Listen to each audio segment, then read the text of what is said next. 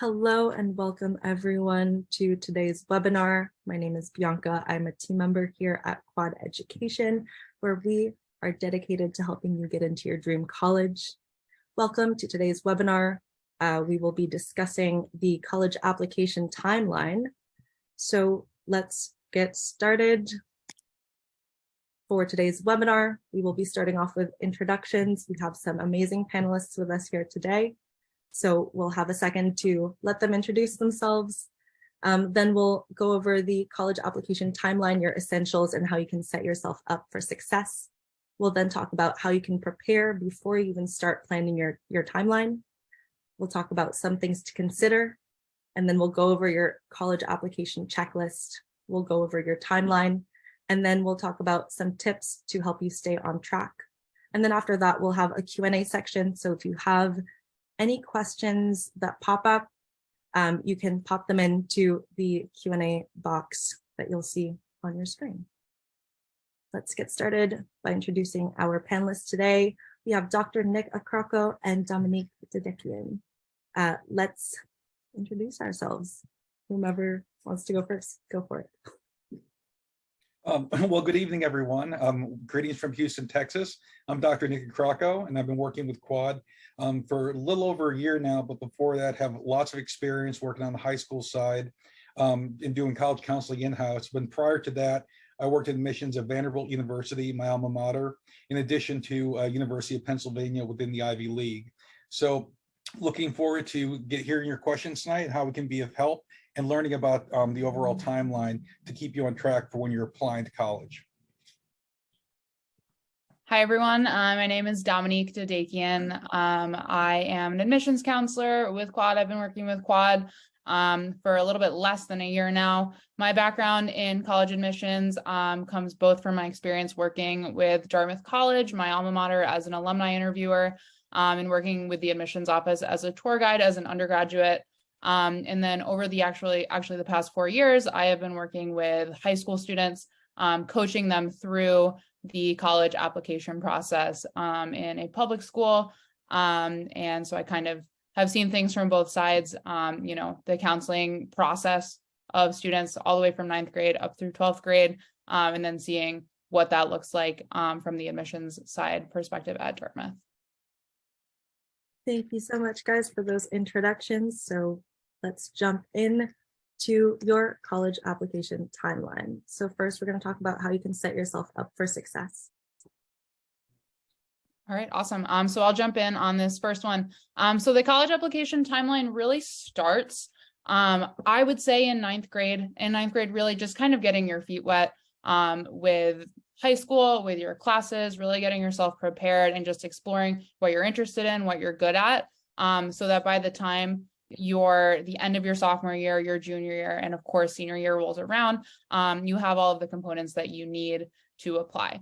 So of course, there's not a whole lot of heavy lifting to do at the beginning of high school, but that beginning, that start is really, really essential to getting you to a point where you're able to manage all of the tasks of the junior and senior years a little bit more, with a little bit more ease. And so having a college application timeline, of course, is super, super important just to keep you organized. There are a bunch of different components to the college application, which we will talk about during this webinar. There are many, many different deadlines for different schools, different programs, different scholarships. And so it's just really important that you all have kind of your own personal timeline for what you're looking to accomplish well before your senior year rolls around, your senior fall, so you can stay on top of everything and accomplish it. And of course, accomplish it with confidence and being calm, because there's nothing worse than rushing something so important, and that's so meaningful to you as the college admissions process. Yeah, what I would say is I tell families, when you're in 9th grade, you probably have your lowest level of interest in the college process because it's just 9th grade, it's 4 years away. But you have your highest level of control because you haven't written anything yet. You haven't gotten grades, you haven't done activities. So most of the time for 9th and 10th graders is not necessarily about coming up with what you want to major in or where you want to go, but trying to figure out, am I more of a STEM student? Am I more of a humanities student? Because as you go through high school, your interest in the process gets much, much more intense because now it's really where you're going to go after high school. but you don't have as much control because you've already written 9th and 10th and 11th grade. So that by having a timeline, this will keep you on track and focus on what you need to in the respective years of high school. Thank you so much. All right, so now we'll go over some of your college application essentials. Yeah, so in the college application, when you look at like the Common App, the first thing they're going to ask you is basically demographic information. Is this a home where you have both parents who went to college? Maybe you're a first generation college student. Maybe you have a single parent household. Maybe you have lots of siblings. Maybe you have a few siblings. We are who we are, but this gives the admissions officer just a lens and how to view the demographic information in the rest of your application. There's also, of course, extracurricular activities and awards that you've done. Oftentimes, students will include either a high school resume or an activity sheet to kind of clarify or expand upon what those things are. There aren't necessarily preferred activities. We'll speak more about that later, but basically that's where those activities would appear.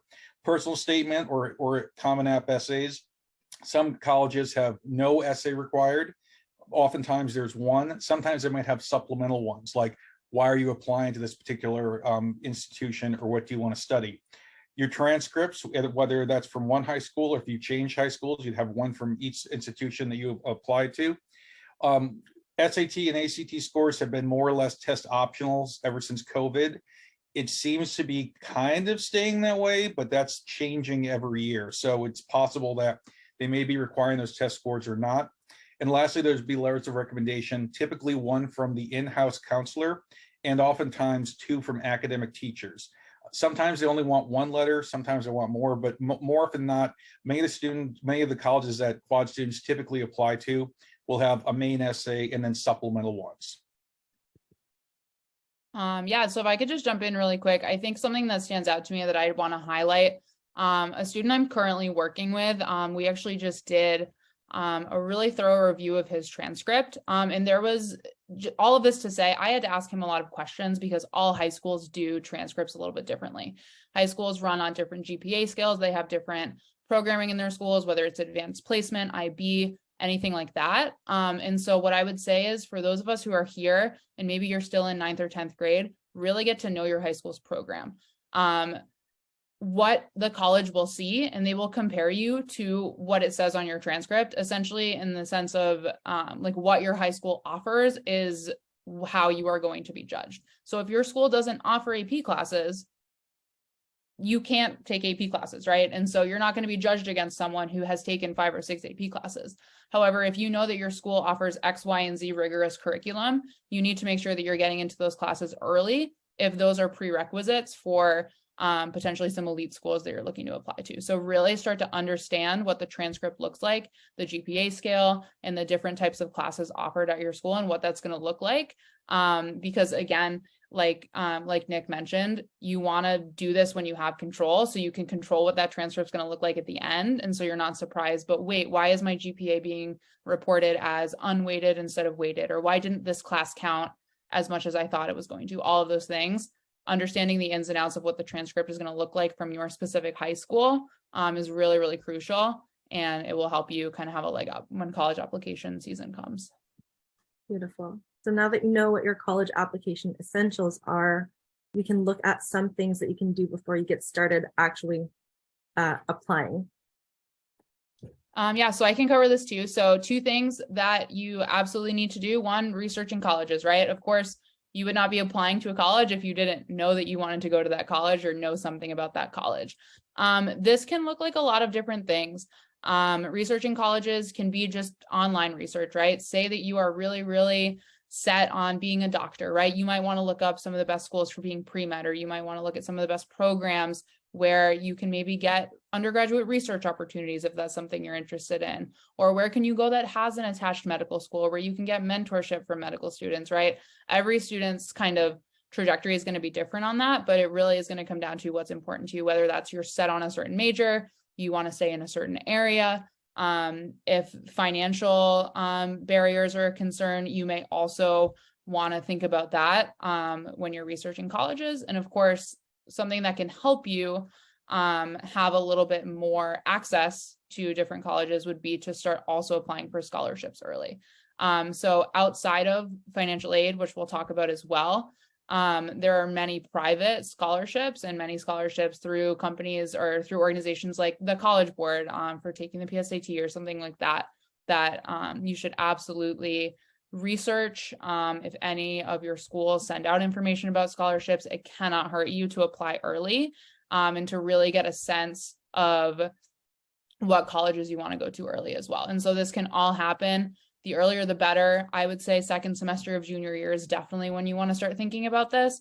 And it can also help you as far as like test scores. If you are targeting a certain school and they are requiring standardized tests, you can know what test score you're shooting for. If you need to maybe take a little bit more of a rigorous class, potentially your senior year to get your GPA up or something like that, all of that can really help to do ahead of time.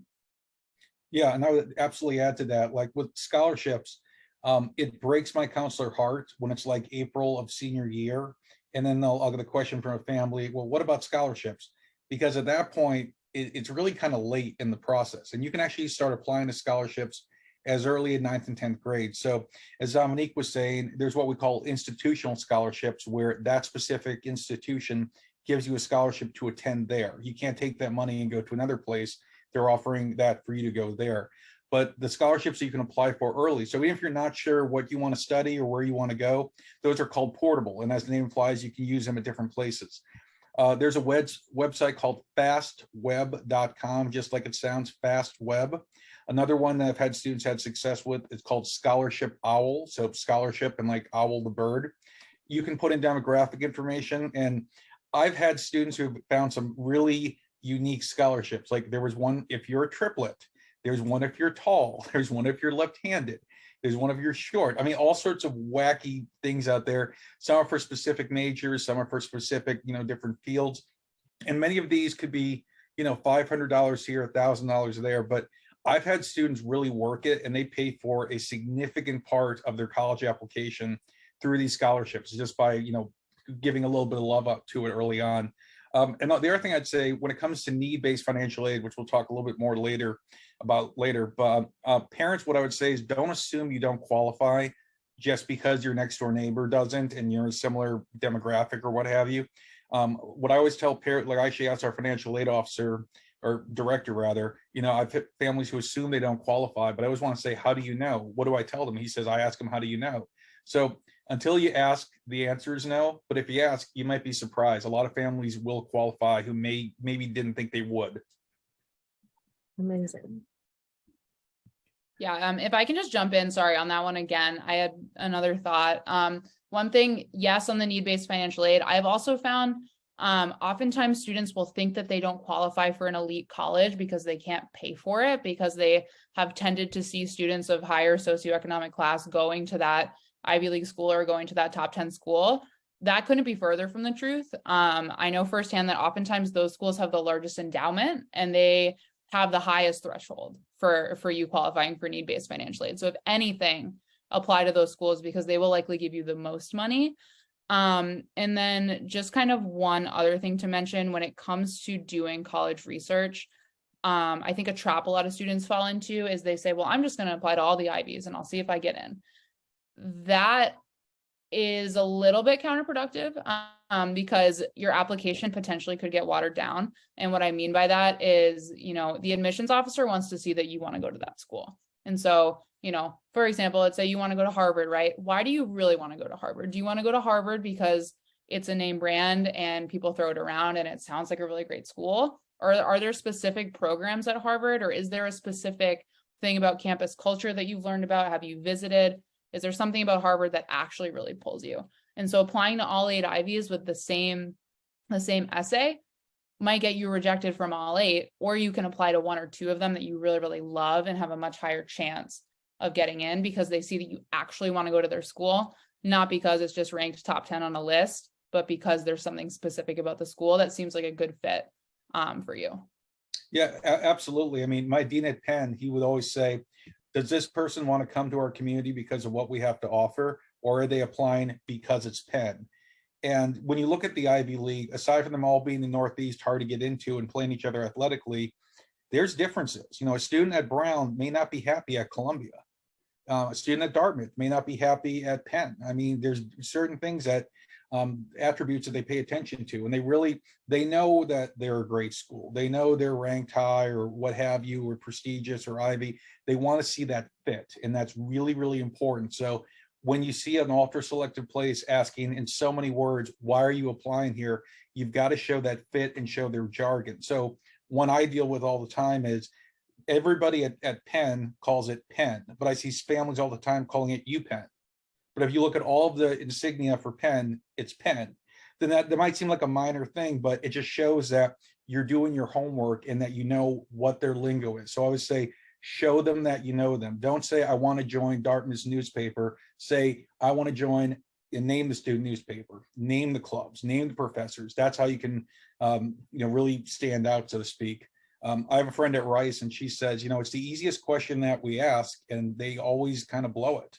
So show them why you see that fit with the institution. Perfect. Thank you guys so much. So on top of doing your college research and applying for scholarships, you can also do a couple of these things to get prepared for your college application.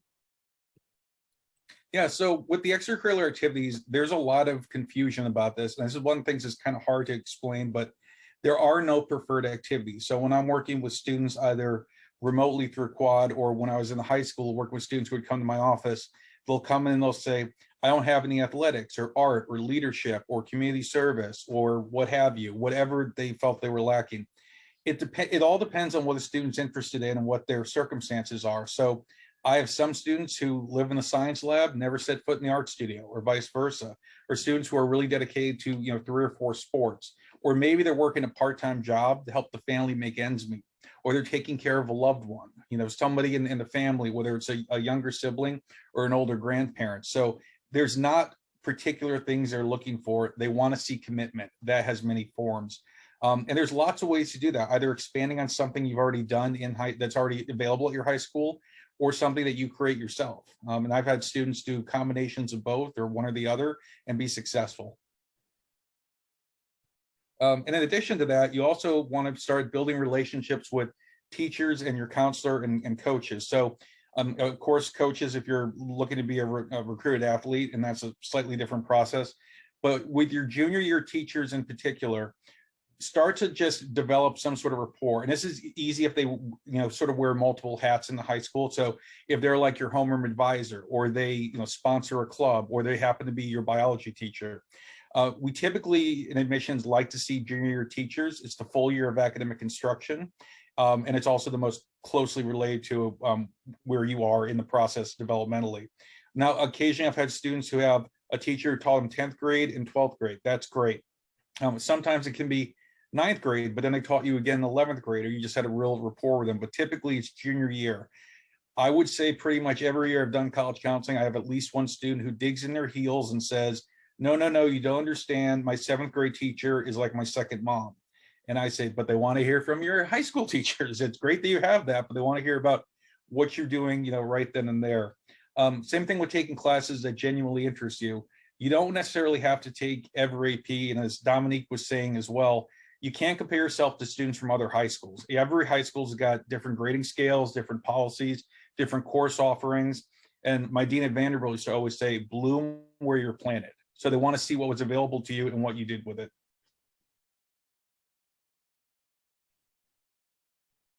Yeah, I think you covered everything on that one. So I think we can move along.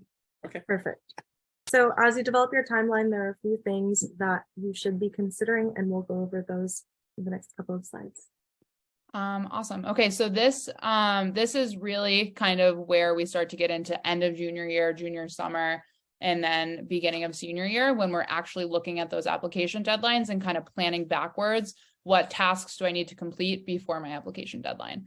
So the first thing you'll need to choose is an application type for your school.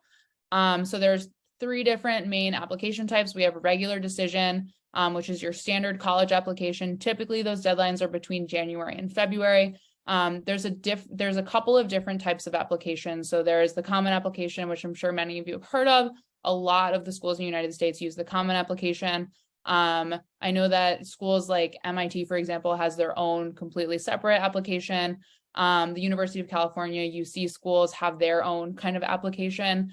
So depending on which school you want to go to, you're going to need to look at whether they use Common App, Coalition App, their own app, something like that. So that's important, but usually those deadlines are still for regular decision between January and February.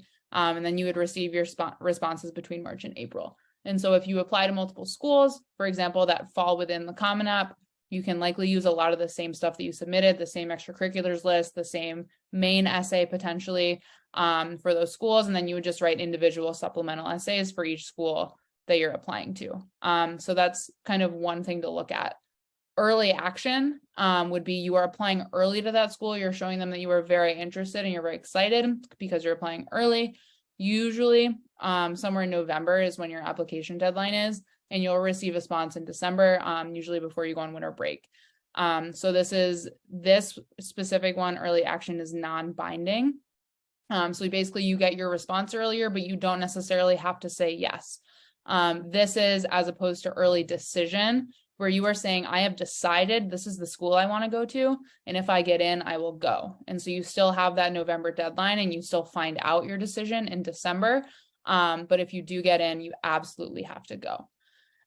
There's one other type here called restrictive early action, which is not binding. So you don't necessarily have to go to that school if you get in. But it does mean that you can only apply to that one school early. You can't apply to other schools at the early deadline. So there's some pros and cons to all of these. If you are open to a number of different schools, regular decision might be the way to go. Applying early doesn't hurt if it's non-restrictive, just to kind of like put your mind at ease. Like, okay, I have a school that I've gotten into. I know that I applied early to a couple of my safety schools when I was applying, just so I kind of knew, okay, I got in somewhere, I feel better, and now I can focus on my applications. And then early decision, again, that can give you a leg up. If you are super, super excited about a certain school, that shows them that you are committed to them and you love that school over any other school. And so just like what we were talking about before, it shows you, well, I don't just want to go to a top 10 school. I want to go to your school. And so that can just kind of say a lot by submitting an early decision application. I believe that's everything for this. I don't know if you have anything. I would just add real quick, not every college offers early action or early decision. Some offer neither, some offer both. And sometimes there's some weird policies, like you can apply here during this plan, but not the other one. It can be very confusing and overwhelming for families. So I would say work with us to come up with a plan based on your list. What I typically will do with seniors, I'll say, okay, so what's your college list? What are we looking at? So I write those out, and then I'll sort of write down what plans they have as options. And then based on what they want to do, we come up with a strategy based on all that. So this can be a little daunting, but that's why, you've got folks like us, you can kind of explain exactly the benefits to these different plans. Thank you both. So we'll move on to the next thing that you should consider, which we've talked about already, that being financial aid. Yeah, so we talked about scholarships, early on. Now, what you'll also find with the institutional ones offered by that college or university to attend there, sometimes they're very transparent. They'll say, if you've got this test score and if you've got this GPA or what have you, you get this amount of money. Other places, there's a separate application for the scholarship. So Vanderbilt has 3 very competitive full tuition awards. And there's a slightly different, there's just a couple extra essays that you'd have to write and be considered for that. And we also talked about the portable scholarships, which again, you can start applying to now. Again, fastweb.com and then Scholarship Owl are 2 good ones to look at. In terms of applying for financial aid, you have the FAFSA, which is the free application for federal student aid. It's a government website. You want to go to fafsa.gov because that's where you'll actually apply for it. So you fill this out once and you send it to every college or university you're applying to, public or private. Private schools might also have it's sort of a bit of a misnomer, the college scholarship search, which is like another methodology. So the financial aid document with the FAFSA will calculate one method, and then the CSS profile will calculate a different one. Financial aid officers typically will give you the higher award, whichever one that is. But this is how they look at it. So you would apply for financial aid every year. So, for parents, if you're in a job and you're getting a small raise every year, you're kind of staying the same, you can expect the same level of financial aid. However, if you fell in hard times, you would get more financial aid. If you won Powerball, you would get less financial aid. So they'll look at that every year. You also can feel free to call the financial aid offices even before your student has applied. They've seen every single family situation and economic situation that you can imagine. They'll be happy to have a confidential phone call and give you an idea as to what you could expect to see. If applying for financial aid or even the application itself for admission is a financial hardship, your in-house counselor can get you an application fee waiver. So if it's going to create a financial hardship, you can absolutely apply through that, and they'll grant that. There's a couple of questions they ask the counselor, but that can make it even more affordable. Perfect. Thank you so much. All right. So now that you know these things to consider before you get started, we're going to cover again your final college application checklist, just to make sure you have everything you need to apply. Awesome. Yeah. So this is a pretty much a comprehensive checklist of every single thing you will need to think through in this whole process, right? And so of course, again, this starts freshman year, just starting to think through, who do I want to be? Do I, and it doesn't have to be anything, solid freshman year. You don't have to know, I definitely want to be a doctor and I'm going to be pre-med, or I'm definitely going to play basketball for 4 years and that's going to be my thing. You don't have to know that. You can start exploring, but it does start freshman year, especially with making those relationships with your teachers, like we mentioned before, and just starting to try to figure out what your application is going to look like. As you go along, you obviously want to think more and more seriously about what your college application is going to look like. And especially if you're starting to see some gaps, like maybe I don't have a leadership experience to talk about, or maybe I haven't been committed to an extracurricular by the time, middle of sophomore year rolls around. That's, again, maybe come back to your checklist and say, well, what am I going to do to make sure that I'm in a good place so that when I have to tell my story, I have something to say and it's coherent, and it just gives a good picture of who I am. And so just to go through this, again, you'll have your college list. You'll have all of the information about the application deadlines. You will hopefully have made up your mind around the summer before senior year about if you're going to apply early decision, early action, regular decision to all of your schools. You'll know the minimum GPA and SAT, ACT requirement and actively be working towards that if you haven't already taken your SAT, ACT tests. Hopefully you've started applying for scholarships. You have taken those tests, like I just said.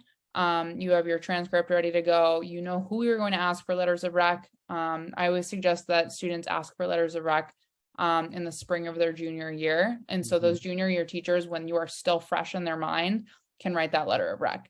It is, in my experience working in a high school, I've had students come to me when they're in their senior year and I taught them junior year. And I'm like, oh, I know you, I remember you, you're great, but I don't have specific things that I remember that I can just pull and throw in here. And so the more fresh you are in that teacher's mind, the better. And so that would be a great time to ask. And it also doesn't stress the teacher out. There's nothing worse than saying, hey, I have a letter of rec due in a week.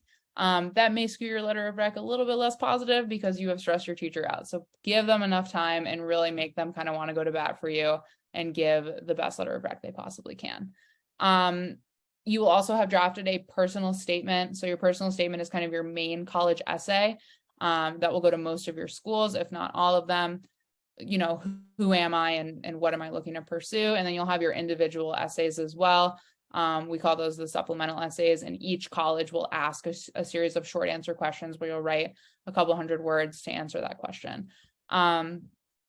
You'll have all of the necessary documents. You'll have your list of extracurriculars, your personal information, all that stuff. And then you'll have filed your FAFSA as well. And so I know this sounds super, super overwhelming, but again, this is why we talk about the timeline. If you do this right, you're starting basically halfway through your junior year and you're checking off little milestones as you go. And so that by the time October, November, December, January, really those deadlines roll around senior year, you are well prepared and you are good to go and you are not stressing. Yeah, and I would totally agree with asking teachers in the spring, because that's one less thing you have to do. And that also allows me, if I'm the director of college counseling, I can say to Mrs. Teacher, hey, the student asked you in April, the earliest deadline you'd have is October or November at the very earliest. So if you ask them in April, they can write for you in April or May or June, July. They have plenty of time to do that. And that's also, as Dominique was saying, you're fresh in their mind at that time. So it's a great thing to do. It takes a lot of pressure off of you, takes pressure off of them. And also I would say, let them know what your results were. If they supported you, a lot of times teachers like, well, they never told me what happened, right? And the thank you note, little Starbucks gift card, that doesn't hurt either, good karma. So. Thank you so much. So now we've gone over everything you need for your college application timeline. We're going to get to the moment we've all been waiting for, which is your college application timeline. So let's get started with your fall semester of junior year. So here's the biggest piece of advice I'll give when you're looking at the timeline. I would say start early. That's the biggest piece of advice. And I have students every year who tell me in the spring of junior year, oh, we would never want to be stressed. You don't have to worry about us. We're going to get everything done. And we're writing essays and drafting them over Christmas. So it's like, it's really good to kind of get started early. So in junior year, this is time when oftentimes admissions reps will actually visit high schools either remotely or in person. And I know I did plenty. I'm sure Dominique did as well. And oftentimes they're open to juniors and seniors. So you can start to learn about different schools. If your friend's going to a session that you may not have heard that school or didn't know much about it, maybe go with them and keep an open mind. A lot of times students find that there's lots of great places that they maybe haven't been on their radar. And I can say, as a counselor who's been to hundreds of college campuses now, there's places that were totally not on my radar when I was in high school that I loved and I thought they were great. So this is also time where you can start to do some visits. I often tell families, pick a school that's somewhat easy to get to locally.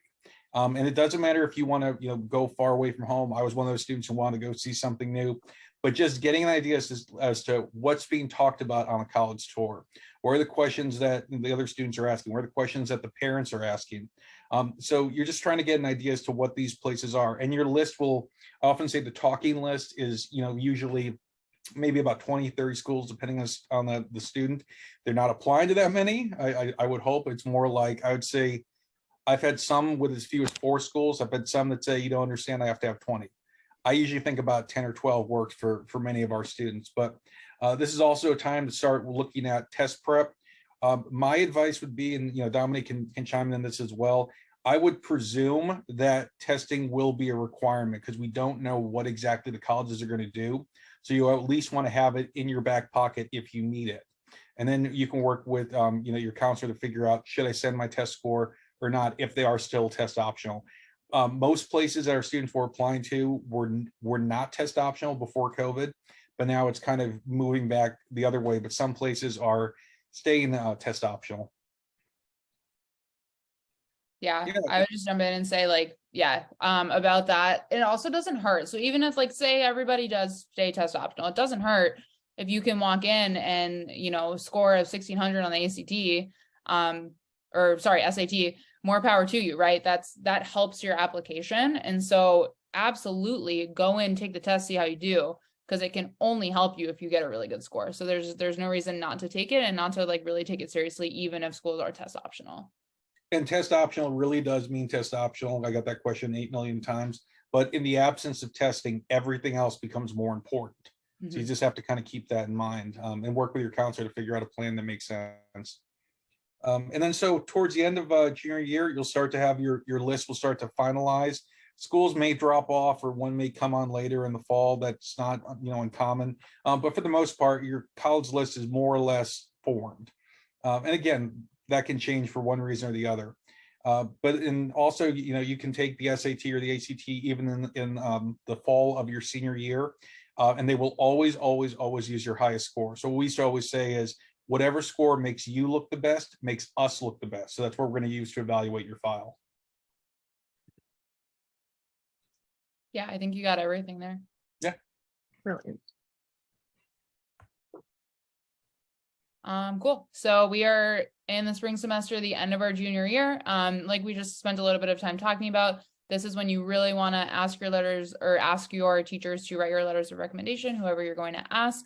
And then we're really going to start to shift into the actual application cycle. We're no longer preparing. We are writing that essay and we are like blogging into Common App. We are making that account and starting to brainstorm the personal statement and essay ideas. Depending, if you apply to 10 schools, that could be 30 small, but supplemental essays, right? Maybe they're 100, 200, 300 words, but that's still 30 different topics that you have to think up an answer to.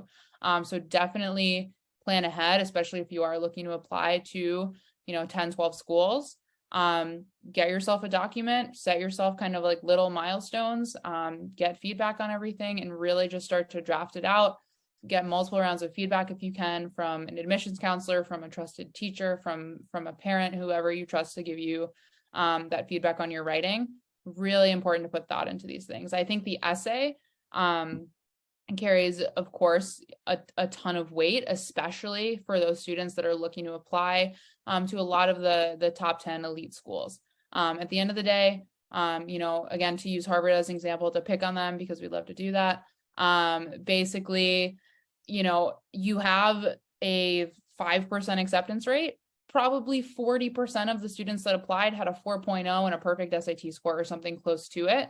So why didn't a lot of those students get in? Well, of course, there's not a seat for them, but the students that did get in, they stood out in some way. So the essay is super, super important. These colleges are looking for you to tell a story as to why you're going to add somebody to their campus. They know you're smart. They know that you can handle the academics. They know that you're excited. But what can you add? Who are you? What have you been through? What are the experiences that you've had that have made you into the person that you are? And why would you add to their campus? And so they're really looking for that unique person that can fit into each of those individual kind of unique places, I guess, on their campus and in their community. And that's where the essay really helps you shine. So don't think that, oh, my grades are great and the essay is just like something all right and we'll move on. It's no longer a slam dunk that, a 4.0 and a perfect SAT score will get you into the school that you want to get into. The essay really, really holds a lot of weight and it really helps you shine. And just to kind of, very quickly, if you aren't looking at super, super elite 5% acceptance rate schools, perhaps you're looking at schools that have a 30, 40% acceptance rate, still very good schools. That essay can really help you shine if your grades and your test scores aren't quite where you want them to be. That can be the thing that kind of sets you apart as well. Sorry, go ahead. I'll say, like, I got it from one of my colleagues and I like it. A good essay can cure the sick. It cannot raise the dead. So if you're on the borderline, that can be the thing that sets you over. Now, what should you write about? I think there's a lot of like mystical kind of rumors in the admissions ether. I've had essays that made me laugh. I've had essays that made me cry. I had essays that inspired me. I had essays that where I thought, good God, I cannot believe you're writing about this.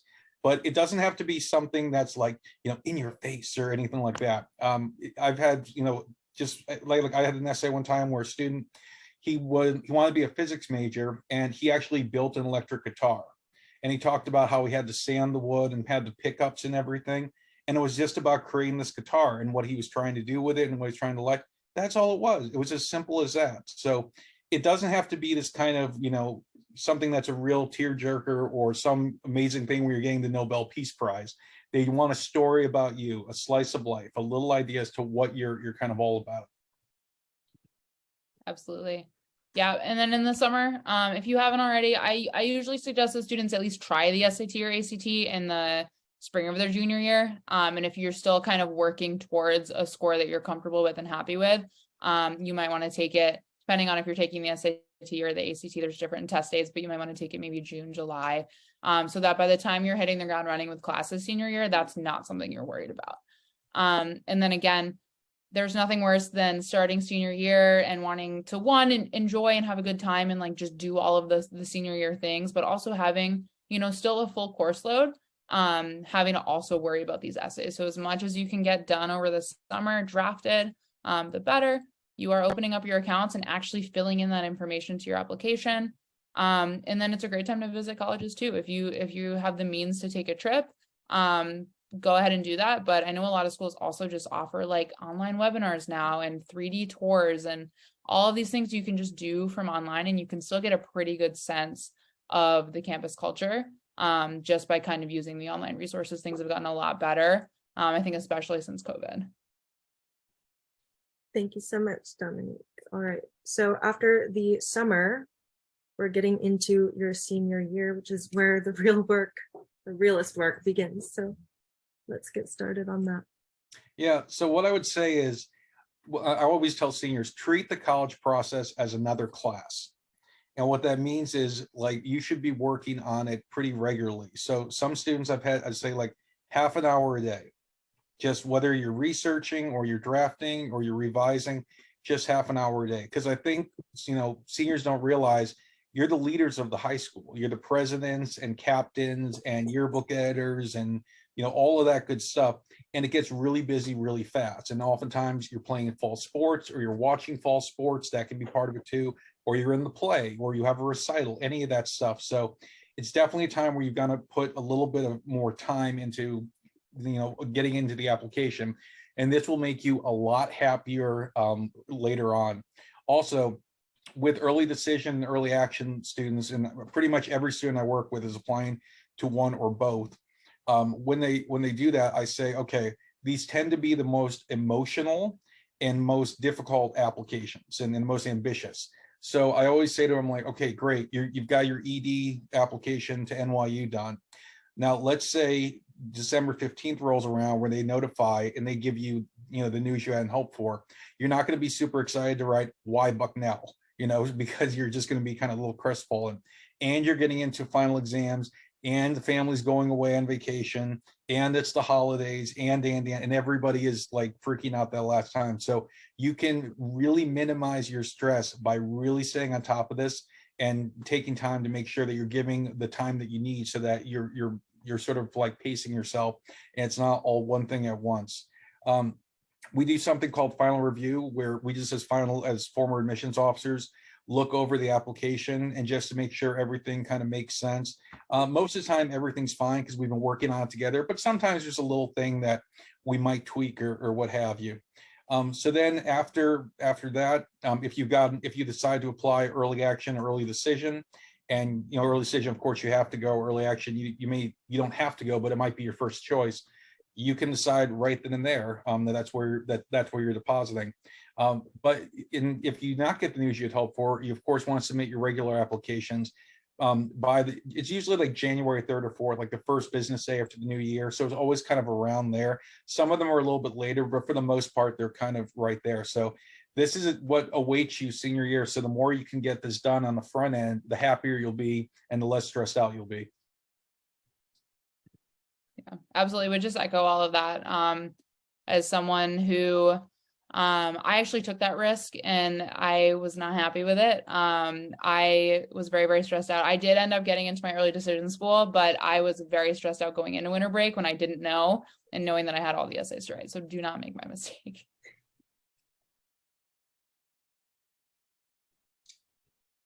Cool. Yeah. So to move on. So March to April of your senior year is when you will find out not only whether you were accepted or did not get into a certain school, but you'll also get your financial aid award letters as well. So that's something to look out for. Something I would just kind of flag here, obviously you'll have to make decisions. I think a big thing that factors into most decisions is, can I afford this? If you get a financial aid award letter from one school that's a little bit better than another, don't be afraid to bring that to another school and say, hey, I got this from someone else. Can you match it? That's something that happens all the time. And so you have a lot of agency in this process. If there's a school you're excited about and you're feeling like you can't afford it, please talk to the financial aid office and just see what they can do for you. It never hurts to ask. Yep, I couldn't agree more. And oftentimes they really will try to work with you to make it possible. Like they really do try to go out of their way to see what they can do for you. All right, amazing. So now that we've gone over your college application timeline, our panelists are going to give you some tips to keep you on track throughout the process. Yeah, so as I said earlier, pardon the pun, start as early as you can. You could theoretically start working on your Common App essay as early as spring of junior year, because they have 7 topics. The first 6 are thought jogger topics where they say, talk about significant experience, talk about something you've learned, that kind of stuff. Topic 7 is topic of your own choice. They absolutely do not care which prompt you picked. Those are just ways to give students an idea as to what they might write about if they can't think of something. What I often do is when I get a student assigned, sometimes I already have a draft that they wrote like junior year English class, and that can be a jumping off point, or it could be really good and we just kind of enhance it. Other times they may not have any idea, and I'll work with them and I'll ask a couple of questions and I'll come up with ideas like, okay, so you like this aspect and this aspect of your high school experience. How do we combine those? How do we tell that story? So there's a couple of different techniques. And again, some are funny, some are sad, some are inspirational, some are just interesting. I've had a couple where I'm like, I didn't know this was a thing. Like, so I had this one student a couple of years ago. He was a sneakerhead, and he just like, he's really into sneakers, and he talks to other people about sneakers. It's like this whole thing. And I didn't know anything about it, but we use that as one of his essay topics for it. So you also want to work, with your counselor, and I do this with my students with Quad. We want to have sort of a rough timeline as to when things are going to be done. So you might say, and it's never like, explicitly like October 10th, but it might be first week of October, have a draft for this school done. So that's one thing. Also, stay connected with your colleges. One of the most difficult things to explain in college admissions is this concept of demonstrated interest, which means that in theory, the more a student connects with the college, the more likely they are to enroll. But the thing is, not every college does it, and not every college does it the same way. Generally speaking, the most selective places do not track demonstrated interest. Public universities almost never track demonstrated interest, but some places care about it tremendously. So Tulane in New Orleans and Wake Forest in North Carolina, those famously have been two universities who are known to really sort of care about that, but it kind of varies. So sometimes you might get an email from a college and they want to see if you clicked on it. It's not too hard to stay on top of, but you just kind of got to look at it every day in case they are looking at that. And also, as you go through again, plan when you're going to have certain things done, because that makes it a lot easier. And it's also helps you focus on your final exams at the end of the first semester prior to the holidays. So yeah, and then if there's anything, and if things come up, sometimes it's like, oh, I'm playing my sport and we're going to the state finals. So that can happen, but you've got to plan for that. So, if you're on a team and they're doing really well and it's possible, you might be really busy those 2 weeks. How is that going to work in terms of getting what you need to get done?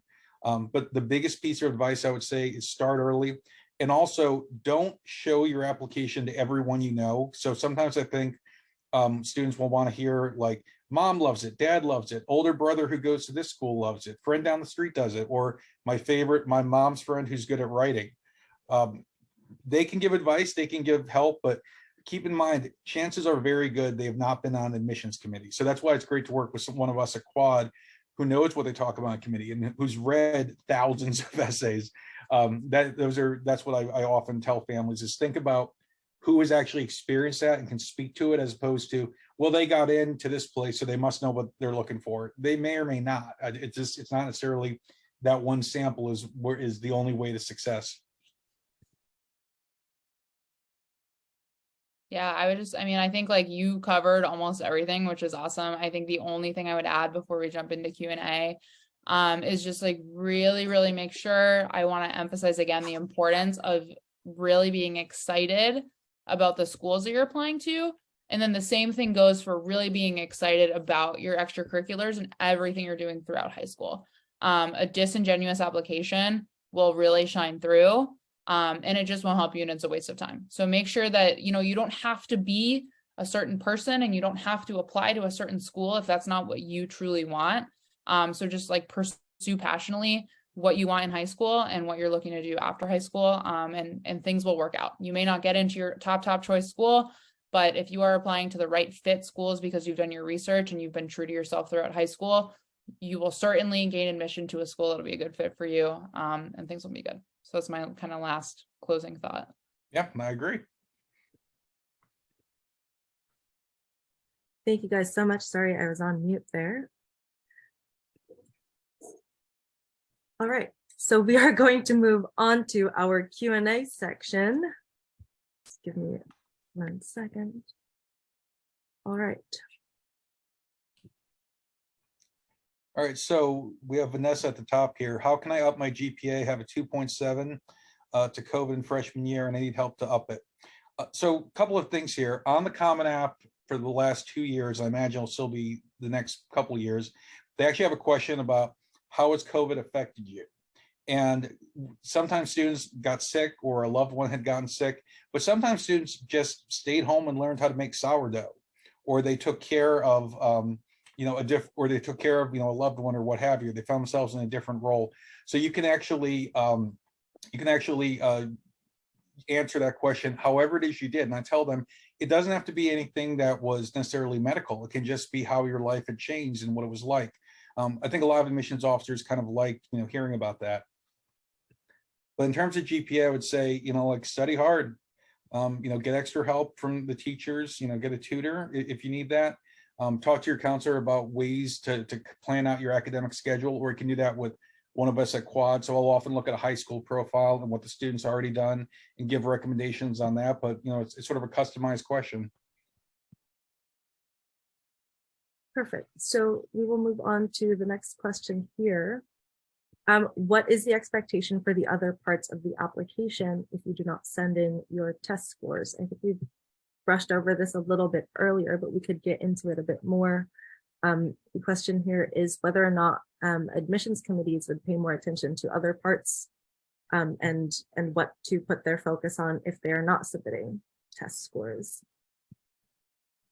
I think at the end of the day, just to kind of jump on this one, test scores really show, I think there's a lot like in the education world of debate around, do they actually show aptitude, and do they actually show, how skilled you are in math and in reading and in English and all these different things. But that's really what they're trying to measure, right? We're trying to see, can you under time pressure, respond to certain reasoning questions? Can you do complicated math problems? Do you understand, basic use of the English language, et cetera, right? And so if you're able to show that in your grades, and if you're able to write a strong essay where you show that you have good grammar and good control of the English language, that's great, right?